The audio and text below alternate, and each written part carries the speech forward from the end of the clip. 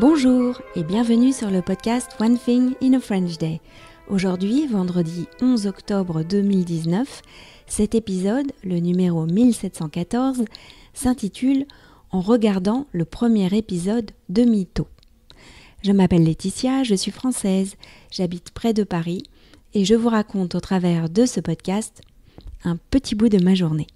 Le texte de ce podcast est disponible en vous abonnant à la newsletter sur onethinginafrenchday.com. Le podcast est aujourd'hui diffusé vendredi et je vais tenter l'expérience d'une diffusion le lundi, mercredi et vendredi. Voilà, c'est une idée qui m'a été suggérée par des auditeurs qui ont répondu au sondage. Donc, on tente. En regardant le premier épisode de Mytho. Hier soir, Pietro et moi avons regardé le premier épisode de la série Mytho sur Arte.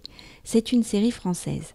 D'ailleurs, mytho, c'est le mot super à la mode pour dire menteur ou menteuse. Je l'entends 20 fois par jour à la maison. Dans la série, le premier rôle est tenu par Marina Hans, une actrice que j'aime bien.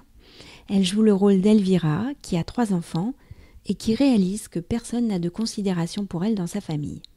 D'ailleurs, son compagnon, dont on n'arrive pas vraiment à saisir le visage, derrière sa barbe de hipster et ses lunettes au vert teinté, la trompe allègrement avec la pharmacienne.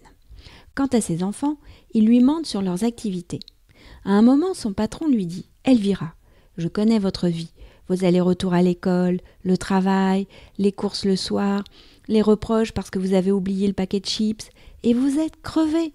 Et personne ne s'occupe de vous. » On voit le visage de Marina Hand se défaire. Oh là là, j'ai eu mal pour elle. Et j'ai voulu aussi me rassurer. Laetitia, et toi, ta vie, elle ressemble à ça ? Par certains aspects, oui. Il faut bien faire les courses, organiser les repas, faire face aux situations imprévues. Et puis, qu'est-ce qu'il faut être organisé ? Par exemple, hier, je devais passer la journée à Paris pour faire des choses prévues depuis longtemps. Seulement, le jeudi, c'est le jour du rendez-vous chez l'orthophoniste pour Lisa. Pietro, toujours prêt à se rendre disponible, devait prendre sa journée et s'occuper de tout. Lorsqu'il m'a annoncé mercredi qu'il devait aller travailler, mon cerveau a vite saisi tout ce que cela impliquait. Heureusement, mon père a pu prendre le relais. Mais il a fallu penser à 1000 choses.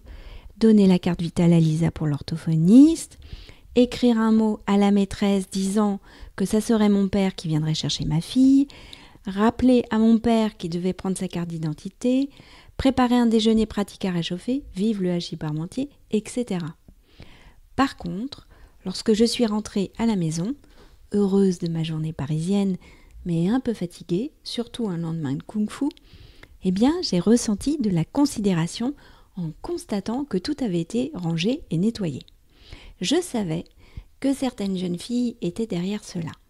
Donc, pour l'instant, pas de besoin de basculer, de devenir mytho pour attirer l'attention. Ouf!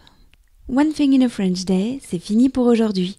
Vous pourrez retrouver le début du texte de ce podcast ou vous abonner à la newsletter sur onethinginafrenchday.com. Si vous avez envie de m'envoyer un message, voici mon adresse email frenchday@gmail.com. Voilà, nous sommes vendredi. Je vous souhaite un excellent week-end et je vous dis à lundi prochain. Au revoir.